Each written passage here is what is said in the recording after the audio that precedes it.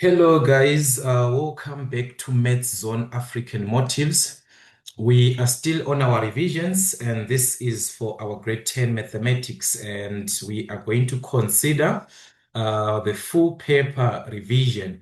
So this was actually mathematics paper 1, a common assessment task, all right, which was written in June 2025, all right, as a common test. So that was it from our KZN, KwaZulu-Natal province. So as we do understand, we must go through the instructions and information that you're given.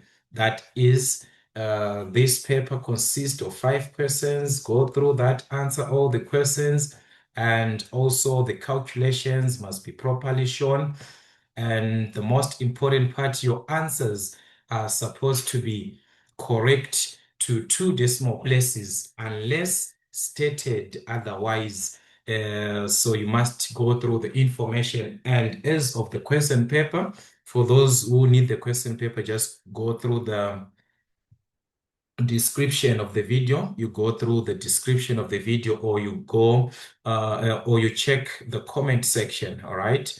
Or you're gonna check the comment section where you'll be able to download the question paper and the memo, or you can also check in the drive, all right, for mathematics grade 10. Just check on the description of the channel where you see grade 10, then you can check that one in the drive, or simply the comment section. That is the easier way for you to download the question paper and the memo. All right, so without wasting your time, I'm going through the questions. That was the first one. Question 1, consider the expression that we are given here. Write down the value or values of n. So we need the value or values of what? Of n, for which 1.1 k is equal to 0. All right, so let us consider this is our expression that we are given, that k is equal to 3n over what? The square root of n plus 5. So the first condition, we are told that k is supposed to be equal to what? To 0. That's our 1.1. In place of k, let us substitute that value that you're given, which is what? A 0. And we determine, or we calculate, the value or values of n. The question we must consider there is on the values or value of n. But on a condition, the condition is that k is supposed to be equal to 0. So let us calculate the value of n. This is just going to remain as it is. As we can see, we have got an equation where we are supposed to solve for n. Solve for what? For n. The value or values of n. How can you solve? This is a fraction, and 0 is same as what? 0 over 1 as a fraction. So meaning to say, we can simply cross multiply to determine the value of n. So that's 0 times the square root. So guys, take note, 0 times 1, that's a 0. 0 times 2, that's a 0. So meaning to say, 0 times this square root, you are going to obtain what? A 0, which is equal to 1 times 3n, and that's 3n. So in order for you to solve for n from what we are given, simply divide by what? By 3. From our multiplication, we can simply divide by 3. So that's our n is equal to 0 divided by 3. That's a 0. So that's the condition that we are going to have for the value of what? K to be equal to 0, n is also equal to 0. That is the condition. All right, let us consider another part and see. That was 1.1. Then 1.2, we are still on the value or values of n, but on a condition this time that k is what? Undefined. from this statement, k is undefined. K is equal to this fraction that we're given there. And we are given that it is what? Undefined. So given a fraction a over b, for it to be undefined, remember the denominator b must be equal to what? To 0. That is what? Undefined. That is the condition. So you just consider what? The denominator. What is the given part of the denominator? That is this part. The square root of what? N plus 5. As we have got this condition that b must be equal to 0, your denominator, for it to be undefined. So therefore, it simply means our denominator, which is the square root of n plus 5, must be equal to 0. Just like before, you formed an equation where you must solve for n. Write down the value or values of n. So we must solve for n. All right, let us solve, guys. We are back to our sets where we can get rid of what? The square root. Simply square both sides. So we're going to square. That is the square root and the square neutralize. So you're going to remain with n plus 5, which is equal to 0 squared. That's a 0. Okay, 0 times 0, guys. So to find the value of n, simply subtract 5 both sides. Thus, our n is equal to 0 minus 5, which is what? A negative 5. So we are obtaining minus 5. For k to be undefined, the denominator is the one that you must consider. All right, let us have another part, right? Let us have another part. But that is the condition, guys. We simply have to work out your basics. It's all about the basics. It's all about the basics. All right. That's the most important part. Work with your basics. Let us consider 1.3. K is non-real. Non-real. If we consider our numbers,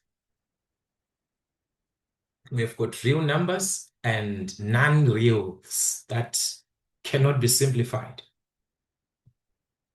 Cannot be simplified.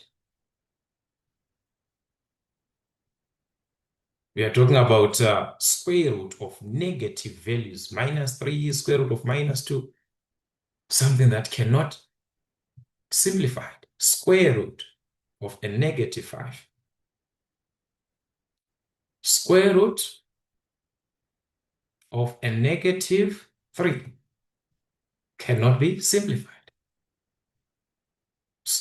So our condition from the given expression on 1.3, we are considering that this cannot be simplified. That is what? Non-real. Remember, when it was undefined, the value of n was equal to negative 5. When it was what? Undefined. Meaning to say the denominator is equal to what? To 0. So if we consider non-real, we have to consider where we have got what? The square root, because I'm talking about square root of negative values. The numerator is okay. There is no square. We do not have a square root there. It's n, not square root of n. The square root is in the denominator. So, for which values of n are we going to obtain negative under the square root?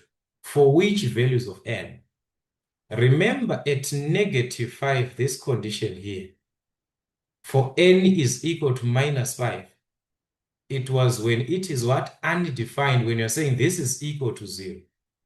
So whenever we are going to substitute a minus 5, take a look. If you put a minus 5 here, you're going to obtain a 0. That is for the denominator to be equal to 0.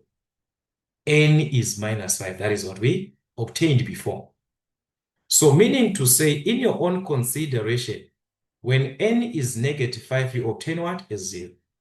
What about for non-real values, meaning to say it is always a negative that you're going to obtain under the square root?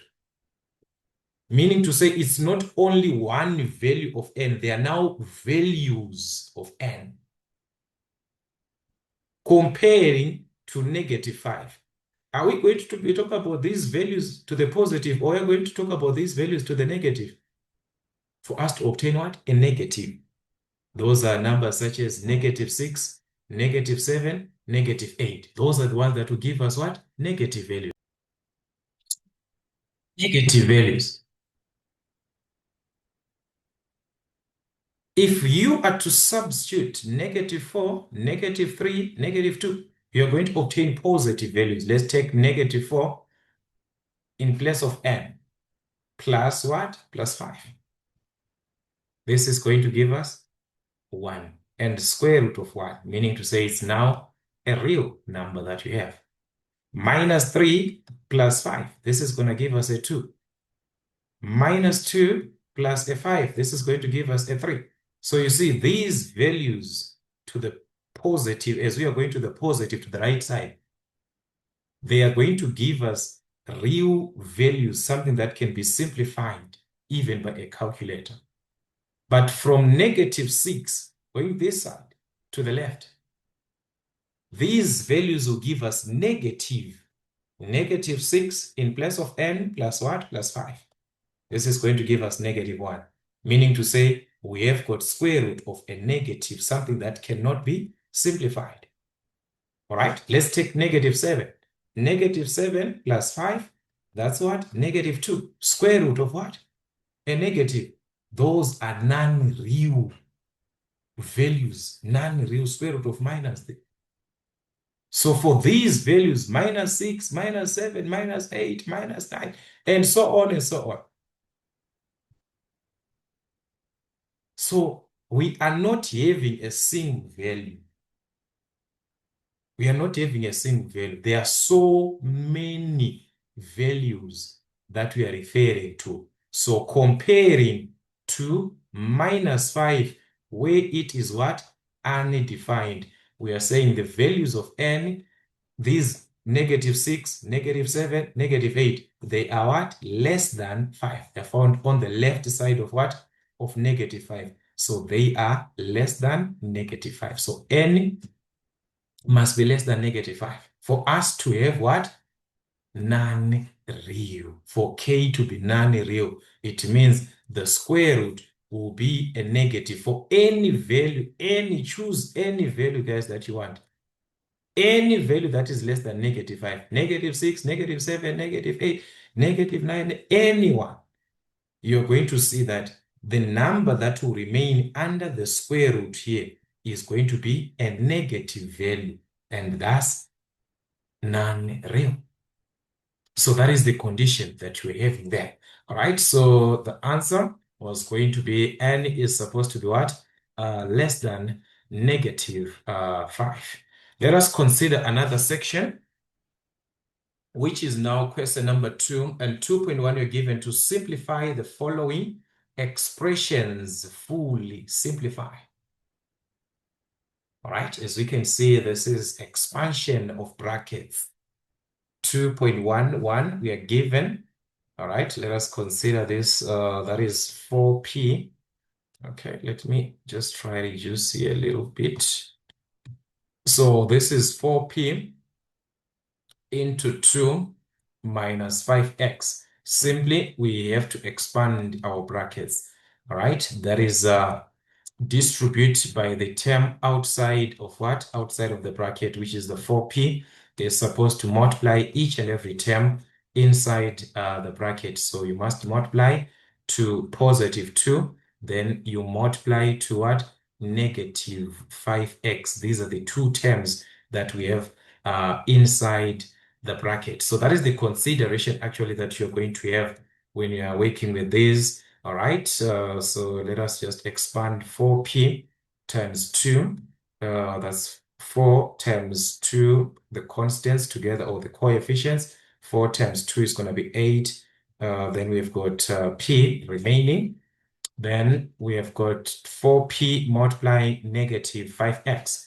4 times negative 5, that's a negative. Positive to a negative, that's a negative. So that's negative 20 px. So you can write it as negative 20 px, or you can write it as negative 20 xp. All right, this is just one and the same, xp or px. This is one and the same. So anyone, that was it for 2 marks. All right, so this is it, guys. Let us consider the other part. And like I said, guys, this is just an expansion. 2.12, you are given minus 2 into 2x plus 3 into 3x minus 2. So this is just simply from our FOIL method. When you've got two brackets, you can expand using the FOIL method, working the first, outer, inner, and the last. So 2x is going to multiply first term here. So you just ignore this negative 2, all right? So that's negative 2. Open a bracket for the expansion of these, all right? So that's negative 2x, 2x times 3x is going to be positive 6. 2 times 3, that's 6x squared. X times x. All right, then 2x to negative 2, that's negative 4. 2 times negative 2, that's negative 4x. We are done with the 2x. We move on to the next term, which is positive 3. So that's positive 3 times 3x. And that is going to give us what? Positive 9x. All right, then positive 3 multiplies negative 2. 3 times negative 2, that's negative 6. 2 is an outer term from the brackets there. So from these brackets, we consider this as the outer term, which is to expand everything in this bracket.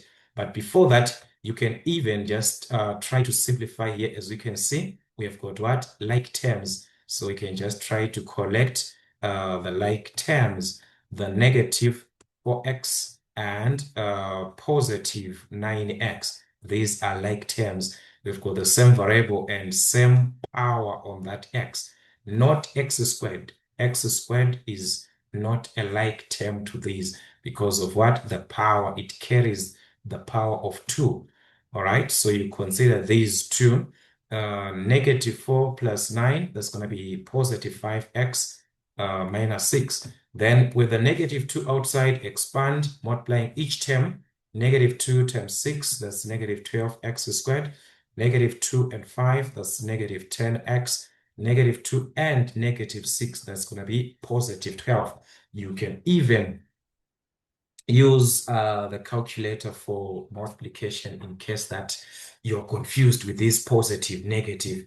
So that was the expansion, 2.12 for 3 marks. You've expanded your brackets, then simplify where you've got like terms, so many ways. So that's why I said, guys, you must download the question paper and the memo so that you can go through the sections and see other ways that you can actually use in terms of your simplification. Let us consider 2.13. Again, it is expansion of brackets that we are having on this part. 4x plus 1 squared. All right, minus, we have got a bracket here, 3x plus 1, another bracket, 3x minus 1. So if we are to consider properly, we can see that we have got the squaring of a binomial here. So we simply consider the squaring binomial, all right? And here, these are just same terms, but only that the other one here has got a positive and here there's a negative. So that's a difference of 2 squares. So we have a difference of what? 2 squares. That is the condition. So this part where you're squaring a bracket 4x plus 1, another bracket 4x plus 1, you expand the same way that we expanded these two. The same way, two brackets. Or you can simply consider what we had before from the squaring of a binomial, that a plus b squared is equal to a squared plus 2ab plus what? B squared. So what you simply have to consider here is what is your a and what is your b. So this here is our a, 4x, and our b is what? Is 1. So if we are to consider this, it simply states that we are going to have a squared, which is the first term being squared. What is our first term? It's 4x. Being what? Being squared. So that's 4 squared, which is 16x squared. All right? So that's 16x squared. We move on, plus 2ab, this part. So that's plus 2ab, which is 2 times our a, the first term, 4x, times b. Our b is what? Is 1. So that's 2ab. 2 times a times b, which was going to give us 8x. 2 times 1 times 2 times 4 times 1, that's 8. So it's going to be 8x, positive 8x. Then the last part is considered as what? B squared, the last term squared. B is 1, so 1 squared is what? Is 1. So that's plus 1. So this is the expansion that we are used to on the squaring of a binomial. So from there, you subtract. What are we subtracting here? The difference of two squares. So because of this subtraction, we must open a bracket because we're going to obtain an expression from the difference of two squares. We do understand that a minus b like this into a plus b like this was taken from what? A squared minus b squared. So if we've got a bracket and another bracket, same terms or same values, but only that one has got a negative, the other one a positive. That's the difference of two squares. And take note of where the sign is positive or negative. It can be a positive here, a negative here. It's not a problem. So this is what we have. Our a is what? 3x. This one. This is our a, 3x. And our b is what? Our b is 1. So from the difference of two squares concept, these two brackets were taken from what? A squared. Our a is what? 3x squared.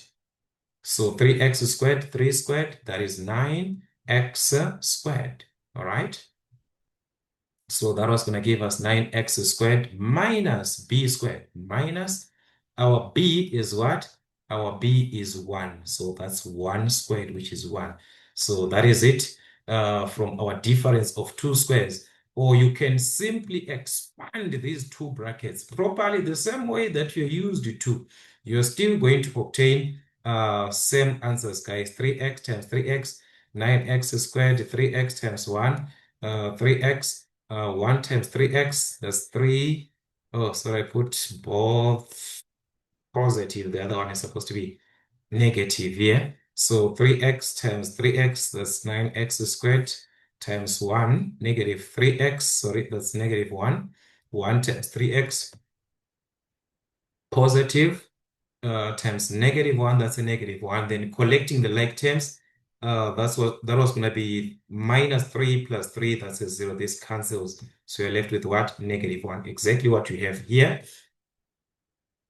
This is the same thing for that expansion of 4x plus 1 squared. You can also have that consideration, two brackets, 4x plus 1, another bracket, 4x plus 1. Expand it properly the way that you're used to do.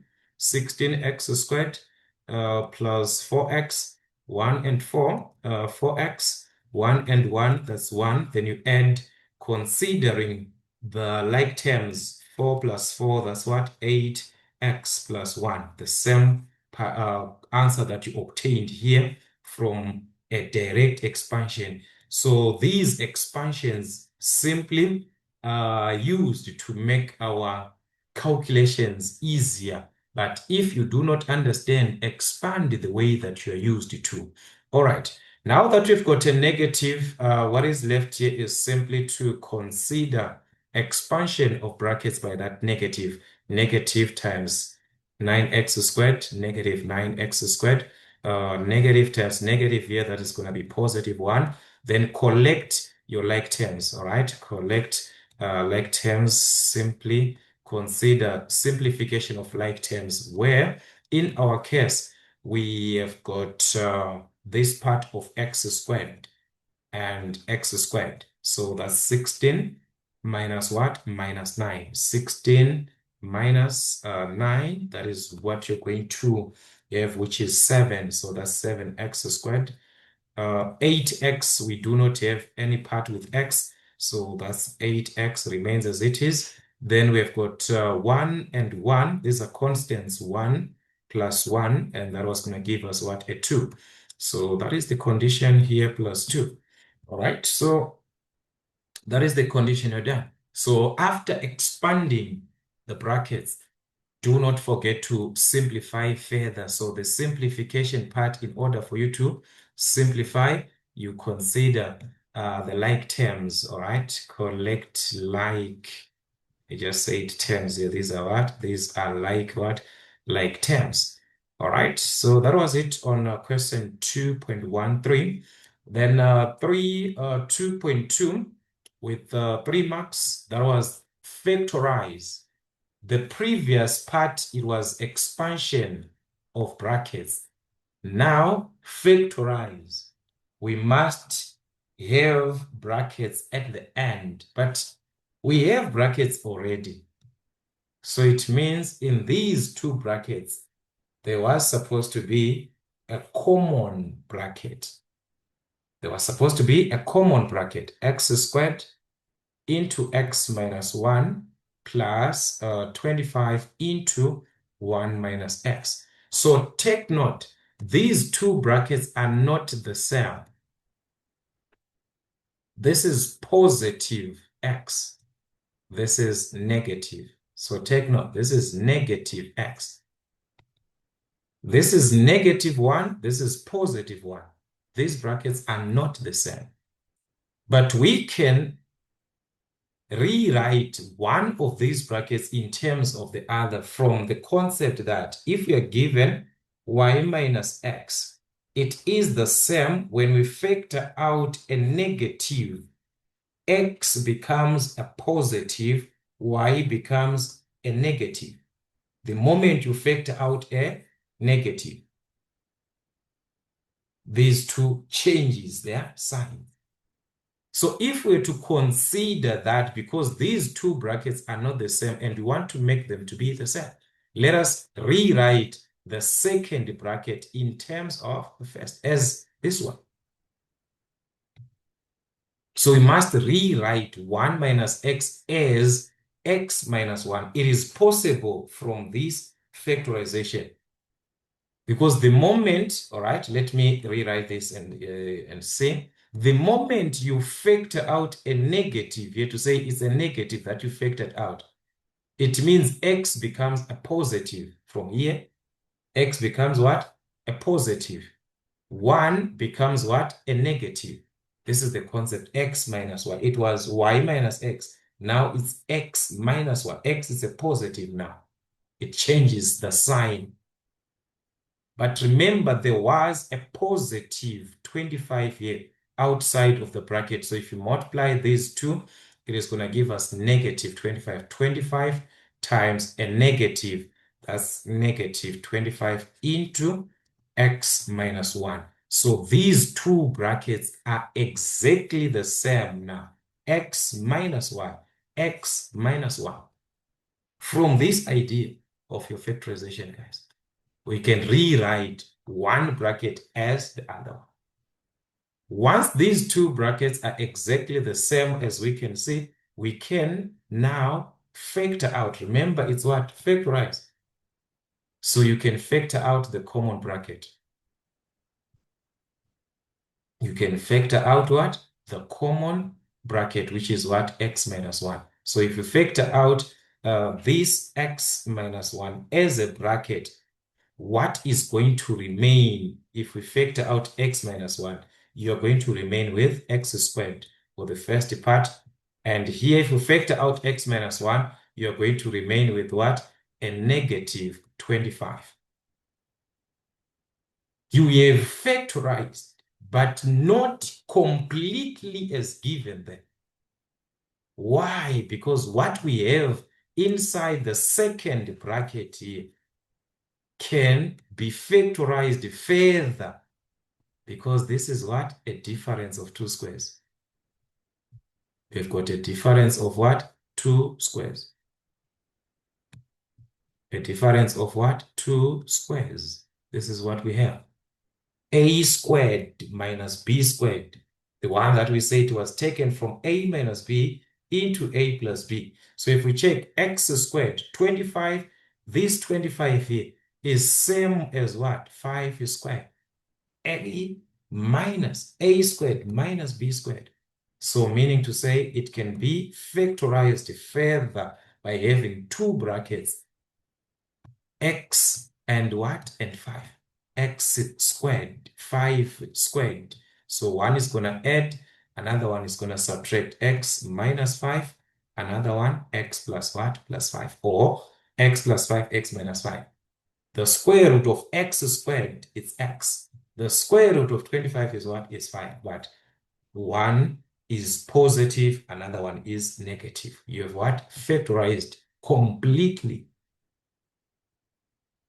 where we do not have anything common, any common term or any common sign or any common number there inside of the brackets. This is fully factorized. So you just also consider the MEMO so that you consider other ways. There are so many ways actually that you can utilize the simplification or the factorization that we're given there. All right, so this was now question number 3, and this was issue of solving for x. All right, this was actually question number 3, where you must solve for x from the given equations. You're supposed to solve for x, and 3.11 we are given this, all right, for 3 marks. All right, let me just try to write it here. 3.11, you're given x minus 3, which is equal to 18 over x, and solve for what? For x. Solve for x.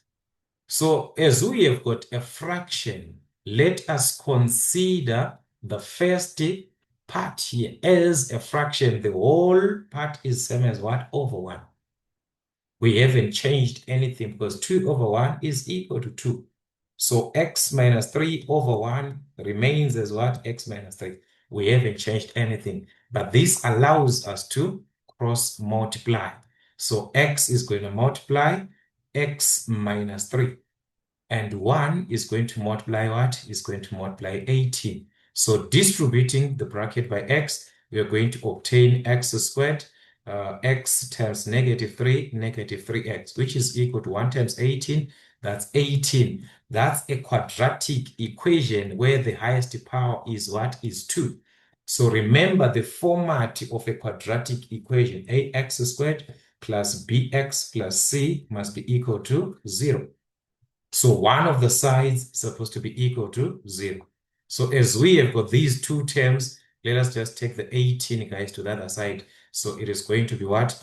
Negative 18. It was a positive. So it's going to be negative 18 when taken to the other side of the equation. And thus solve, remember, by what? By factorization. You simply have to factorize, that's you have 2 brackets equal to 0. From the coefficient of x squared being 1, this is going to be x and x. Then I'm going to consider what? The products of negative 18 or factors of negative 18, which adds up to -3. All right, so what are these factors or products of -18 factors?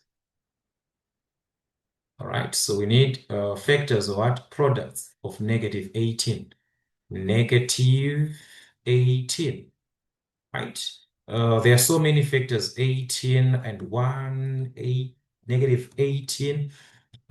We have got -6 and 3, all right? I also left -9 and 2, 9 and -2, -6, 6 and -3, so many. But of these factors, which of the two, when you add, you're going to obtain -3?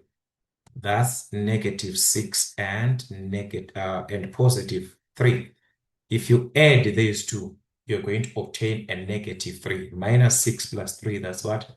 -3. But if you multiply, it gives us what? -18. So that's -6 plus what? Plus 3. So each bracket must be equal to 0 in order for us to solve from the zero concept, the 0 there. So that's each bracket, x minus 6 must be equal to 0, or x plus 3 must be equal to 0. So what is the value of x? -6 to the other side is going to be positive, all right? +3 to the other side will change into a negative.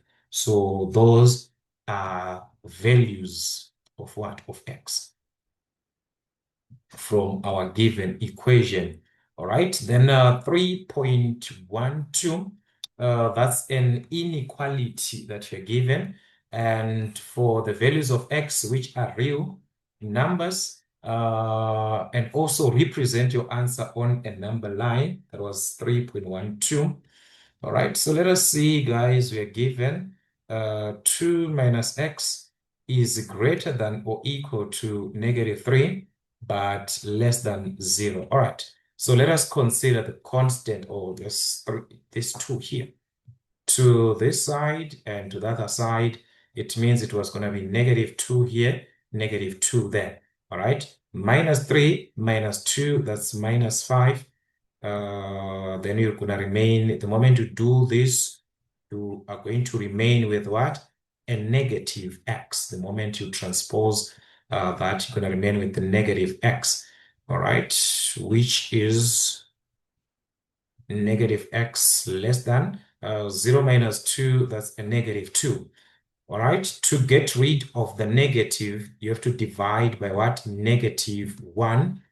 All right, and remember, the division by a negative reverses or changes the signs that you're given, the inequality signs that you're given here must change or reverse because you divided by what? A negative, so you must change them. So this is going to face the other side like this, just to change. All right, negative, negative, that's going to give us a +5. All right, this one also changes. So it is going to face the other side like this. Negative, negative, that's a positive. All right, so that is our solution.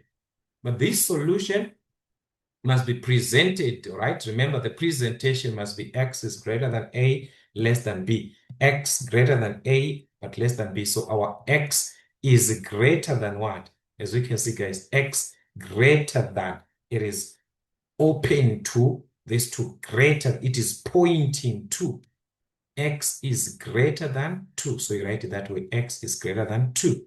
But the same x, as you can see, it is pointed by 5. It is less than what?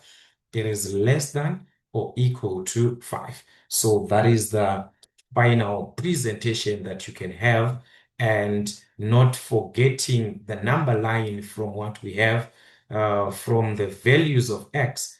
All right. With these are positive values, so there's no need of us presenting a 0, but you can just show a 0 there, 2 and a 5. Those are the most important. So x, these are the x values. At 2, as we can see, it is greater than, you are just going to represent with a circle, right? At 5, because there's an equal to, you present a what? A shaded circle. So greater than, less than, just a circle. Greater than or equal to, less than or equal to, a shaded what? A shaded circle. Then you join. Just like that. So this is it. You have represented on a what? On a number line. You now have a number line. Just like that. So it's all about revision as you consider this part. Just work out as many questions as you can. All right, so we're done on this part. Let us move on to 3.2. It is also part of our equations, but this one is a word problem that we are given, and we are being told here that on 3.2, a father is twice as old as his son. So that's like the current age or what we have now, current. So we're told that the father is what? The father is twice as old as his son. So the age is referred from his son. So let the son's age be what? Let the son's age be equal to x. Because the father is referred from the son. So if we have the son's age, we can have the father's age. Let's say the son is 20 years. Then we know that the father is simply twice, 2 times what? 20. From the son's age. It is easier that way. So if the son's age is x, what about the father's age? So the father's age is going to be twice, 2 times that. Twice, it means what? 2 times what you're given. If the son's age is x, so it means 2 times x, which is what? Which is 2x. This is the presentation of their ages now, currently. But we're given now another statement after that. 12 years ago. 12 years ago. What does it mean? 12 years back. We are referring back, 12 years back. The father was 3 times the son's age. So in our case, guys, we do not know the son's age. So let's consider the statement that states 12 years ago, 12 years back. So meaning to say 12 years back, we are going to notice that the son's age will be equal to what? We are going back. Currently or now, it's x. So 12 years back, it means we must subtract from the current age, from the age that he is at, right, at the current moment. That's 12 years back. The son's age was going to be x minus 12. So this is the condition. What about the father's age? 12 years back. It is the same thing. Now, the father is 2x. So meaning to say 12 years back, we're going to subtract from the 2x. So it is 2x minus what? Minus 12. That is the condition of what? 12 years back, 12 years ago. But we are told that in this or in their given years of 12 years ago, the father was 3 times the son's age. So we can form an equation from that statement. Form and what? An equation from that statement, because we're told that the father was what? 3 times the son's age. 12 years back, 12 years ago. These are the ages, but they're in terms of x. So the father's age, 2x minus 12, must be equal to 3 times the son's age. So that is 3 times what? The son's age. For those 12 years back, what is the son's age? It is x minus what? It is x minus 12. 3 times the son's age. That's for 12 years ago. the father was 3 times the son's age. So that's a statement. From that statement, we form an equation. From that given statement, we form an equation where we can solve for what? Where we can solve for x. And solving for x, we are determining how old is the son now. Currently, the son is what? X years. So we simply have to solve for what? Solve for x. How old is the son now? The son is what? X years old. So simply solve for what? For x from the given equation. So those are the word problems. You form an equation from the statement that you're given in terms of the unknown value. In our case, we chose x, so we're going to use x. All right, so let us solve, guys. Simply expand brackets. 2x minus 12 is equal to 3 times x. Then 3 is going to multiply negative 12. So 3 times x plus 3x. 3 times negative 12, that's negative 36.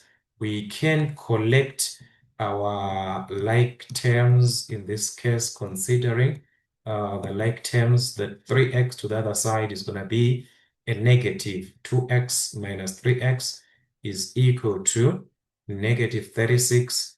Then minus 12 to the other side is going to be a positive. So that's a positive 12.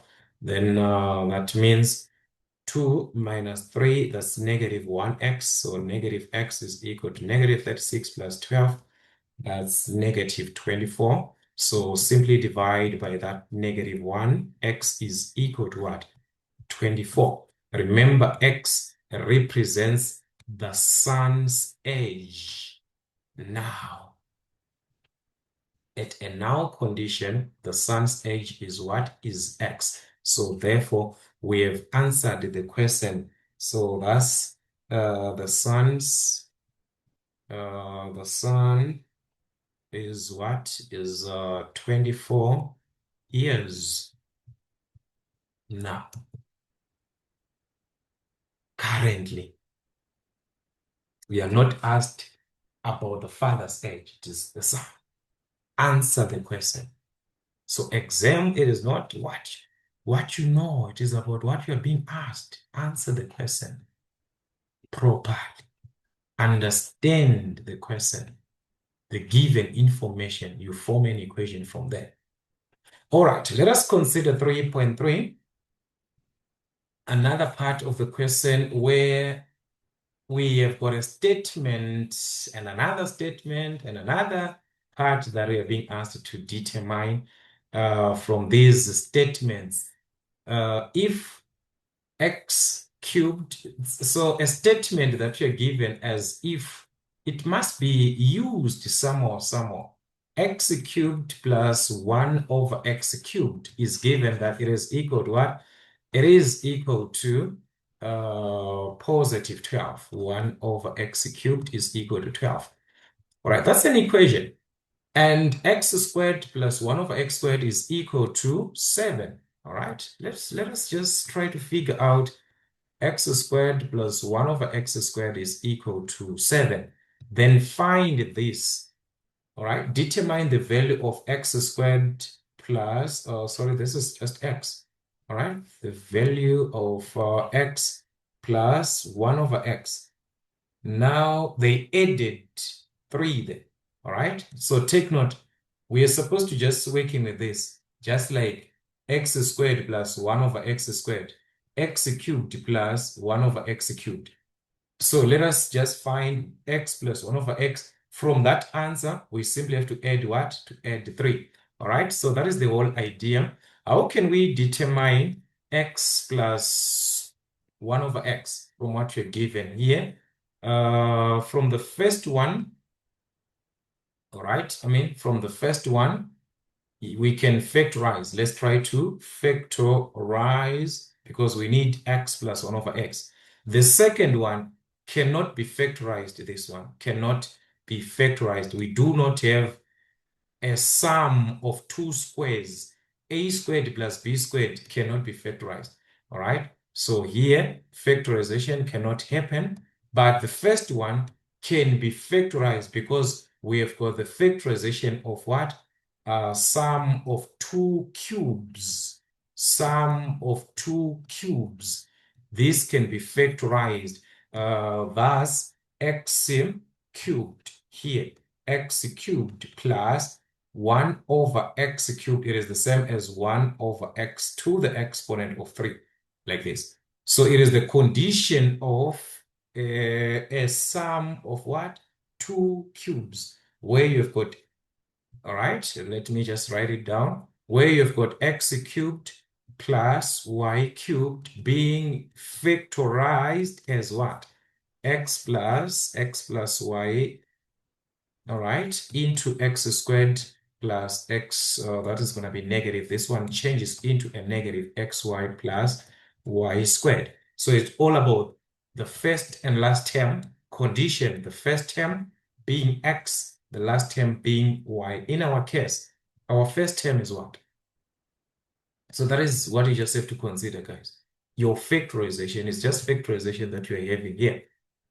So in our case, this was going to give us what? Let me see. Right, this is not going to help. Let me just rewrite. Let me just rewrite it here. X cubed plus 1 over x cubed. It is the same like this to the exponent of 3. So that's x plus y, the first term plus the last term. So our first term is x, and the last term is 1 over x. It's x. The last term is 1 over x. So that's the condition that we must apply. X plus y, simply add the first and the last term. So first and last term, x plus 1 over x. And we're going to have x squared, which is the first term squared. So our first term is x, so that's going to be squared, x squared, minus xy. So that's the first times last. First times last, that's our xy. So first term, it's x, last term, 1 over x. So if we multiply, this is going to give us a 1. This is just 1, 1. Remember, denominator and numerator concept. This was going to give us the 1. So this negative xy was going to give us negative 1 plus y squared. That's our last term squared. Our last term is what? 1 over x, but it must be squared. So that's 1 squared, which is 1x squared, 1 over x squared. So it's plus 1 over x squared. So that's, we managed to factorize from the sum of two cubes. We're used to that. So just factorize, then consider from that to say what we are being asked here. Like I said, they added a 3. So let us focus on finding x plus 1 over x, which is exactly what we can see here. This one, x plus 1 over x. So the rest must be replaced from these given algebraic identities that we are given on top. We must obtain from these. Remember, x cubed plus 1 over x cubed. This is the same, this one. So we can replace it by its equivalent, which is the numerical value, which is 12. So we are going to have 12. The numerical value for this from here is equal to x plus 1 over x, the one that we want to determine here, times the bracket here. In this bracket, we have got x squared and 1 over x squared, which must be replaced by its equivalent. We have an equivalent for this. X plus 1 over x squared is equal to what? 7. So this whole part can be replaced by what? A 7. X plus 1 over x squared is equal to 7. Then a negative 1 was going to remain as it is. Remember, what is it that you want to find? The value of x plus 1 over x. All right, so that's 12 is equal to x plus 1 over x times what? 7 minus 1, that's a 6. This is a product, guys, so you can simply divide by what? Divide by 6, divide by 6. Thus, we're going to have the numerical value of what? X plus 1 over x. X plus 1 over x. That's 12 divided by 6, which was going to give us what? A 2. So numerically, we obtained x plus 1 over x. But our question was not about x plus 1 over x. It is also adding a 3 plus a 3. So this is what I was saying. Simplify this, then add a 3 on your answer from x plus 1 over x. We are simply going to add a 3. Add a 3 both sides because it's an equation. So whatever that you do on the left-hand side must be done on the right-hand side. So therefore, x plus 1 over x plus what? Plus 3 is equal to 2 plus 3. The 2 that we had originally here, you add a 3.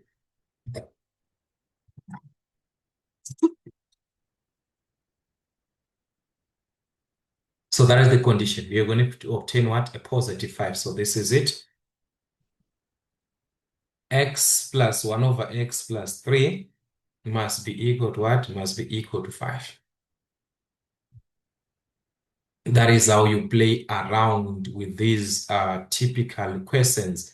So revision is most important, guys. Revision, just have to consider your basics from that. These are just the basics of your revision, factorization, and so on and so on. That is very, very important. All right, let us consider another part, which was now on question number 4. So question number 4, you're given, this is now under our functions, all right? We're given f of x, all right? Our f of x, which is minus, that's a negative here. Take note, yeah, that's minus x squared, all right? So our f of x is equal to minus x squared plus 4. Then we are being asked to sketch on 4.11, sketch the graph of f, clearly indicate all the intercepts with the axis on the graph. All right, we do understand for this type of a graph, guys, which is taken from minus x squared plus or minus c, or it is x squared plus or minus c. It is symmetrical about the y-axis, symmetrical about the y-axis, and C is the y-intercept. So in our case, from what we are given, the 4 that we are seeing here is our y-intercept, where the graph crosses the y-axis, where the graph crosses or passes through the what? The y-axis. We know that it's going to be at what? At positive 4. And the shape of the graph from a negative, all right, from that negative, the coefficient of of x squared, that coefficient, when it is a negative, it means our graph is going to be concave down, facing down like this. Remember all that information. Then we can simply find the x-intercepts, because the y-intercept is at what? At 4. Or you can say when x is equal to 0, y is equal to what? Y is equal to 4. Now for the x-intercepts, y is supposed to be equal to 0. So that's our f of x must be equal to 0. So that's we are remaining with minus x squared plus 4 being equal to 0. So for x, minus x squared, 4 to the other side, that's a negative, cancel negative, negative. X squared is equal to 4. So to find our x, introduce the square root. And that x was going to be what? Plus or minus 2. The square root of 4, that's plus or minus 2. So your graph is called the x-intercept. These are the x-intercepts that we have at positive 2 and negative 2. Let's just say negative 1. Let's say we've got negative 1, negative 2, positive 1, 2, 1, 2, 3, 4, 5, and so on and so on. So that was the condition. Remember the y-intercept at what? Positive 4. This is your y-intercept. X-intercepts, there are two values, negative 2 and what? Positive 2. Negative 2 and positive 2 in the x-axis. And remember the shape, it is concave down, facing down. So you're just going to have your sketch passing through negative 2 to the y-intercept, right? To the y-intercept at 4. Remember, it is going to face down. So it's going to go back to this positive 2 like that, symmetrical about the y-axis. So that was our function f from what we are given. We've got all intercepts of the axis, -2, and 2 the x-intercepts, 4 the y-intercept. All right, just like that. So from the same f of x, 4.12, write down the range of f. So remember, the range you are referring to the y values, they are limited from where to where, the y values, that's the range. So y is limited to 4. Going down, y is supposed to be less than or equal to 4. It is limited. It cannot be found above that. So it is less than or equal to 4. Or you can simply say this y is supposed to be taken from negative infinite up to positive what? Up to positive 4. From negative infinite up to what? Up to positive 4. Any way that you're going to take from there is applicable for any value of x that you're going to substitute. That was the condition. Then the values on 4.13 determine the value or values of x for which f of x is greater than 0. So f of x to be greater than 0, that's above the x-axis. Where the graph is what? Above the x-axis. That's where we are referring to our f of x to be greater than 0, because y is equal to 0 in the what? In the x-axis. So f of x to be greater than 0, that's above the x-axis. So for which values of x? For the values of x in between -2 and 2, the critical values, those roots or solutions, the x-intercepts, remember it was -2 and what? And +2. So our graph to be above the x-axis, it happens in between. It happens what? In between those values. So that's x has to be what? Greater than -2, but less than what? But less than 2. So that is the condition of our x values, or simply our x is being taken from -2 to what? To 2, like that. So that is how you can present your answers in that manner. All right, then another part, describe the transformation from f, right? So take note about this, the transformation from f to h in words, if hx is equal to this, right? What transformed f to what? F to h. All right, so here we can simply look into the given functions and see how one is transformed to another. Actually, how f is transformed to what? To h. How f was transformed to h. Our f of x is -x² plus 4. Then this is our hx. Our hx is equal to negative into x minus 1 into x plus 1. So we can't actually see, we cannot see properly the transformation, because here we've got brackets. This one, it is in a simplified manner. So let us just try expand our brackets, rewrite in this format so that we can properly see the transformation which took place. X minus 1, x plus 1, this is a difference of 2 squares from what we had before, a squared minus b squared.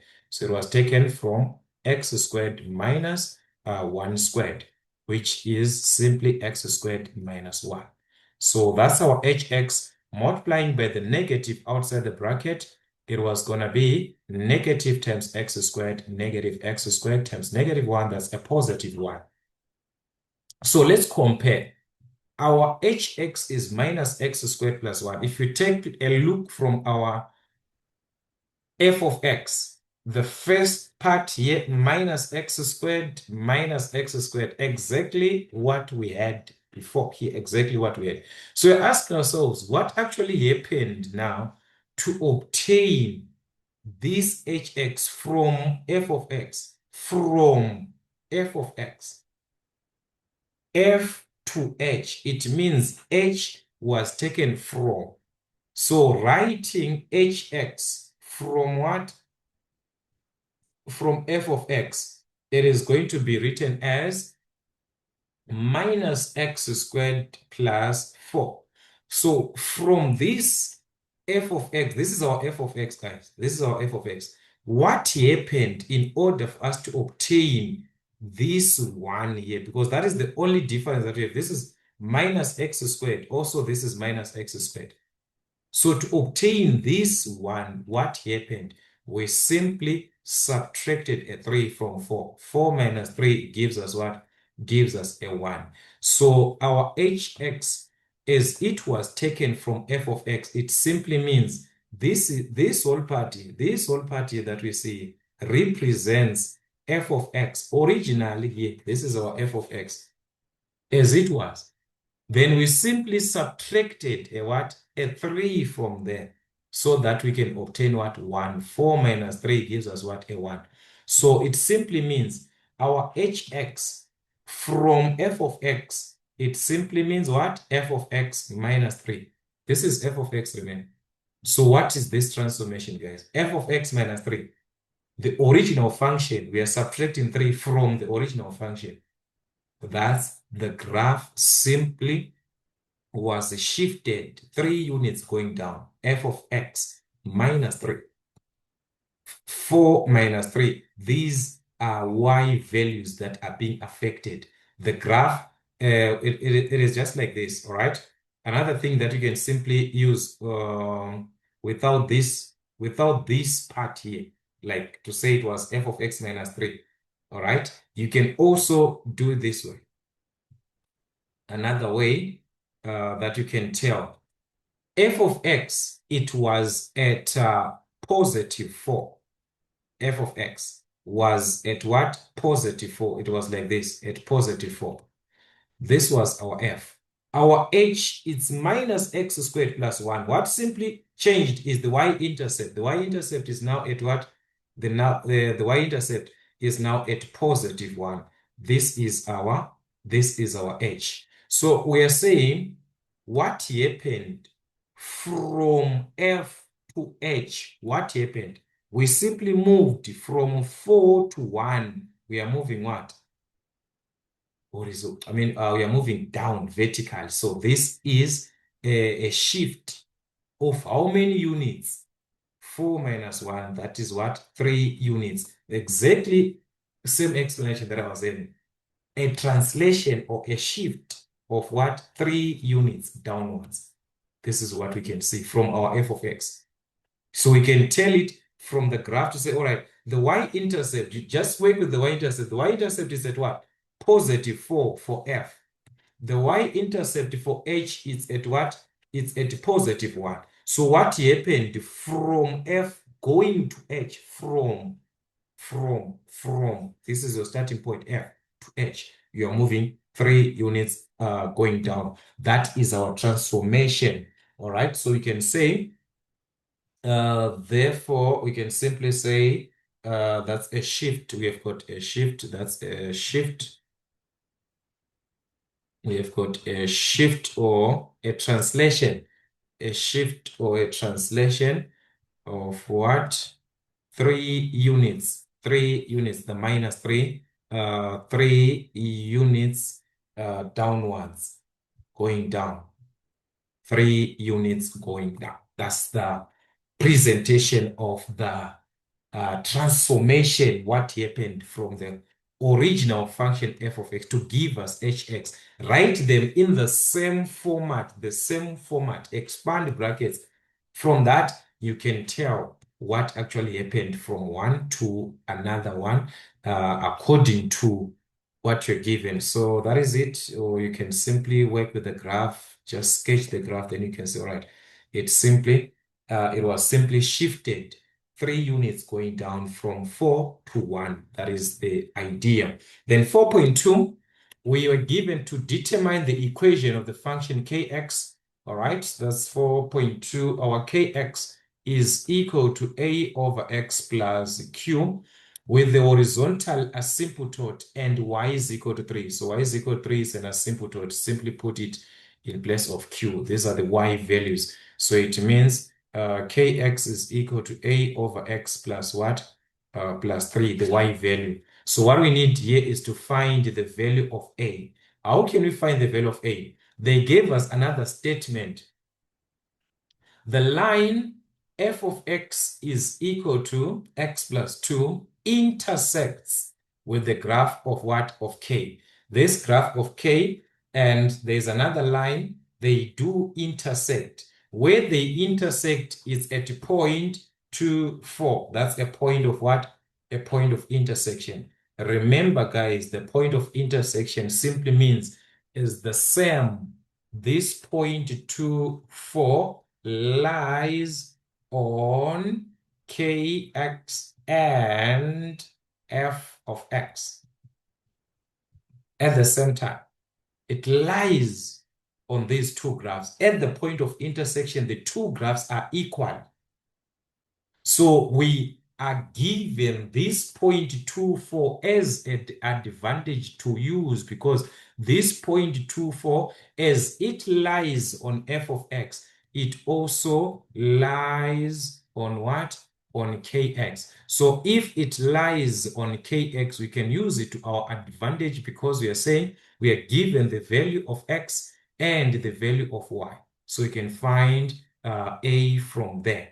By substituting the point that you're given, we have to find the value of what? Of a. Since y is 4, that's our kx. So 4 is equal to a over x. Our x is what? Our x is 2 plus what? Plus 3. Solve a. We've got an equation. All right? Take the 3 to the other side. That was going to be a negative 3. 4 minus 3, that's 1, is equal to a over 2. This is same as over 1. So you can simply determine the value of a by what? Cross multiplying. 1 times a, that's a. 1 times 2, that's a 2. So if a is equal to 2, you can substitute there. You have got the equation of our kx. So kx is equal to a, which is 2 over what? Over x. Plus what? Plus 3, just like that. That's the equation. We are dealing with the equation of what? A hyperbola, like that. So the question here was just to find an equation. Determine the equation of the function, right? So just use that information, guys, properly. All right, question number 5, you are given f of x and gx, and they are not drawn to scale. It is just a sketch that you're given here.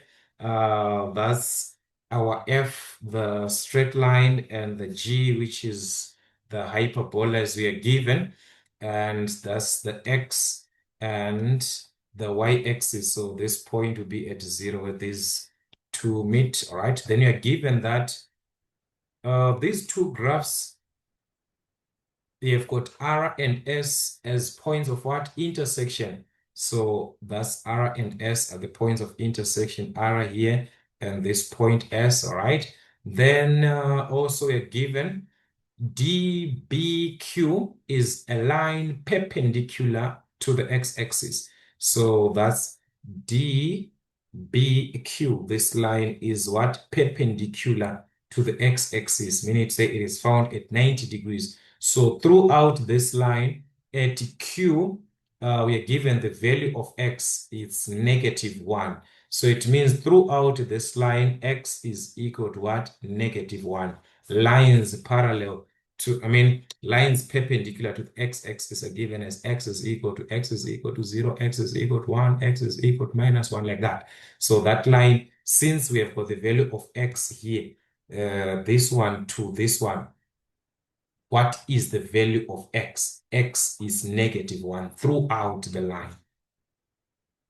All right, x is equal to what? -1. And also, we are given, right, with the D and the B on G and F respectively, the coordinates of what? Q is -1, 0.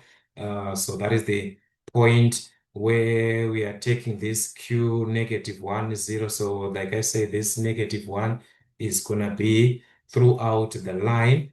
All right, so from there, you are now asked to determine 5.1, that is the equation of the line of symmetry of G with a negative gradient. So as you have to consider our G as our hyperbola, the equation of the line of symmetry, which is also referred to as the axis of symmetry, with a negative gradient, its equation is given as y is equal to -x plus c.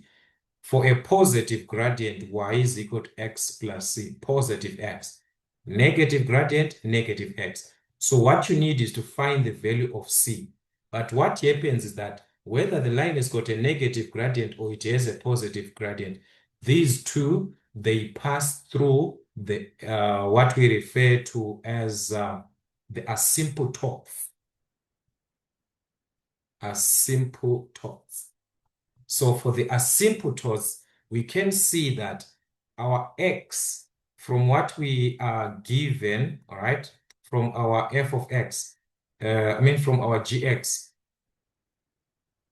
our gx is taken as -2 over x plus 2. So x here is simply at 0. Then y is at what? At 2. So that's 0, 2 as our asymptote to say at x is equal to 0 in the y-axis. And y is equal to 2. Y is equal to 2. We do not know, somewhere there. That's part of what?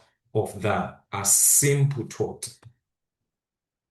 Any part of these two lines, the line of symmetry, whether it has a negative or it has a positive gradient, they pass through the asymptote at that point where x is 0 and y is 2. From the equation, you must be able to note your asymptote.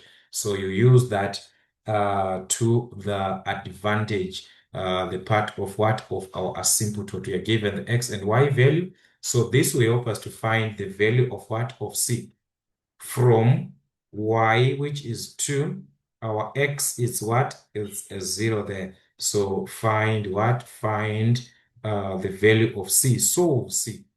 All right, so that's it. 2 is equal to 0 plus c, that's c. So therefore, y is equal to -x plus what? C, -x plus 2. That's the equation of the axis of symmetry, the line of symmetry of G, where we have got what? A negative gradient. All right, another part of the question, it was simply to 5.2 to determine the coordinates of R and S for 6 marks. So the coordinates of R and S, guys, are here. We've got R and S. We can simply find these from the two graphs since they are intersecting. These two graphs, they are supposed to be equal at the point of intersection. F of x and gx are simply what? Equal. So that's how you can simply find what?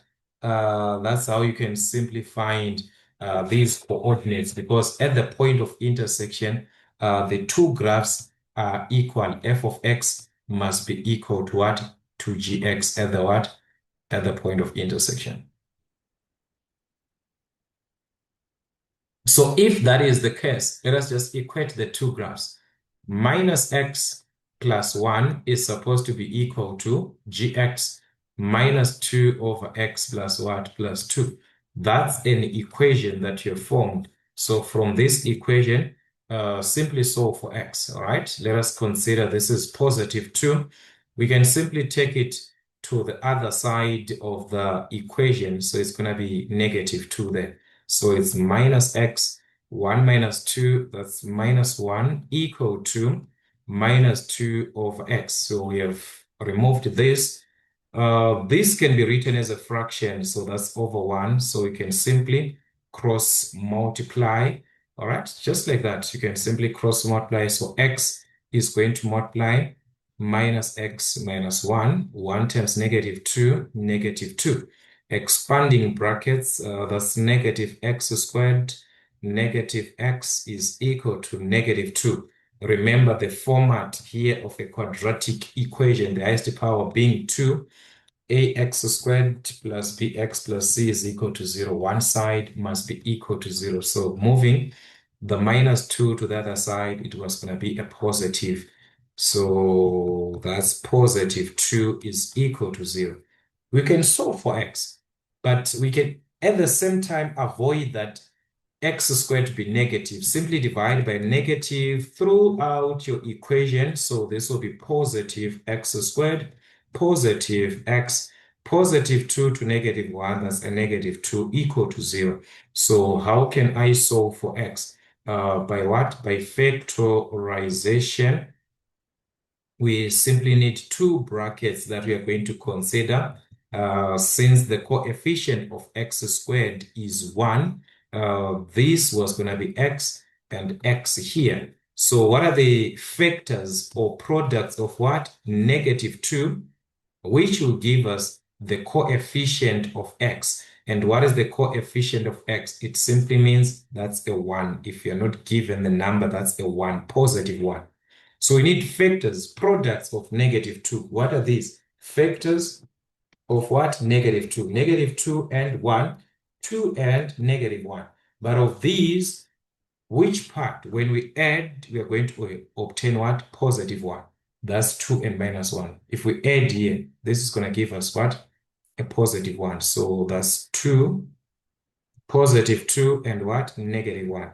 So let us find the value of x. X plus 2 must be equal to 0 from the 0 product, or x minus 1 must be equal to 0. So those will be the values of x. 2 to the other side will be a negative. -1 to the other side is going to be a positive. So you've got two possible values of x. But the question here, it is not about the values of x, all right? It's about the coordinates having these points, R and S. So according to this, guys, this is our y-axis, remember? So to the right, those values are positive. So S is supposed to be at a positive value. This S must be at a positive value. So of these values, which one is positive? That's 1. So S must be where X is 1. And this R here must be on a condition where our X is what? Negative. And that's, oh, sorry for that. And that's a negative what? A -2. That's a condition for our R there at what? At -2. All right, so that was the condition, guys. You solve for x from the two functions that they are equal at the point of intersection f of x and gx. They are supposed to be what? They are supposed to be equal. Now that you have got these values of x, to find the y values, simply substitute these into our given functions. Remember, these two functions, they are equal. So that's to find the exact point or the coordinates for r there when x is what? -2. When x is -2, substitute in any one of these two equations because they are the same. So y is equal to, I'm going to use f of x. That's minus x. Our x is -2 plus what? Plus 1. So y is going to be negative. That's a positive 2 plus 1, which is 3. So that's 3. When x is -2 at what? At r there. So r, x is -2. Y is what? Y is positive 3.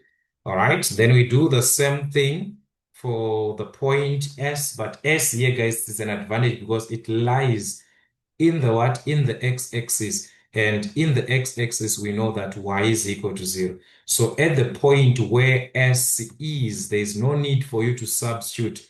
You can substitute, it's not a problem, but you can see, guys, x is 1, so y is going to be 0 in the x-axis. Or you can substitute here 1, so it's going to be minus 1 plus 1, that's a 0. So these are the 2 points R and S. Those are the 2 points R and S. So you see, understanding of functions sometimes makes it easier in terms of the simplification on its own, because some of the things you don't need to substitute, you can tell from the graph that you're given or from the function that you're given. 5.3, the length of dB, that was 3 marks, the length of dB. dB, remember we're told about these two guys that they are actually on a straight line, and this straight line that we are talking about is perpendicular to the x-axis. Like I said before, that is the equation of the line throughout that we are given is x is equal to minus 1. So what you simply need here when you are to find the distance or the length of dB, all right, that's 5.3. To find the length of dB, it is simply the difference. Since this is a vertical line, you work with the y values, the y at D minus the y at what? At B. So we can use that as y1 and y2, y1, y2, y1 minus y2, or you can say the y value at D minus the y value at B. That's the length of what? That's the length of dB. The y value at D minus the y value at B. So the y value at D here, this is where we have got our G. This is the graph of G. This G. This is G. So we need the Y value. What is the Y value there? What is the Y value? For a condition where X is what? Minus 1. That is it. That is the only thing that we're talking about, guys. So from Gx, where X is equal to -1, the Y value, the one that we are referring as Y, is the value of f of what? I mean, the G of what? -1. This is from Gx, so that's G of -1. Substitute -1 in Gx and find the Y value. That's the idea. So that was going to be -2 over the value of X is what? -1, just like that, plus 2. So this is going to give us 2 plus 2, which is what? 2 plus 2, which is 4. So the Y value at D, the Y value, or Y1, the Y value at this point is what? Is 4. That's it. That's the Y value. Minus YB, the B value here, at point B, or Y2. This part now lies on what? On F. B lies on F. So where it lies, it is when X is -1, but on what? On F. It lies on F. So that is the condition that you now have for YB. It is simply for that same value of X, which is -1, but you are substituting in F of X. So that's F of -1, which is simply in F of X. Substitute a negative what? A -1 there. That was going to be 1 plus 1, which is 2. So the Y value at B, or the Y value at this point here, is what? Is 2. So the difference is the length of dB between these Y values. That is the length of dB. The Y at point D is what? Is 4. Minus the Y at point B, which is what? Which is 2. So the difference, 4 minus 2, is going to be 2 units. So that is the length of what? The length of dB, or the length of BD. So even if you use y2 minus y1, you must take note at the end when you're referring to the length, you write it as the magnitude, the positive value, even if you have got a negative value. When you're calculating the length, you must write your answer as a what? As a positive. So that is the whole idea of determining the length. They'll be just playing around with you guys. Find the y values, subtract them if the line is a vertical. If it was a horizontal line, you work with the x values, x1, x2. So the length is going to be x2 minus x1.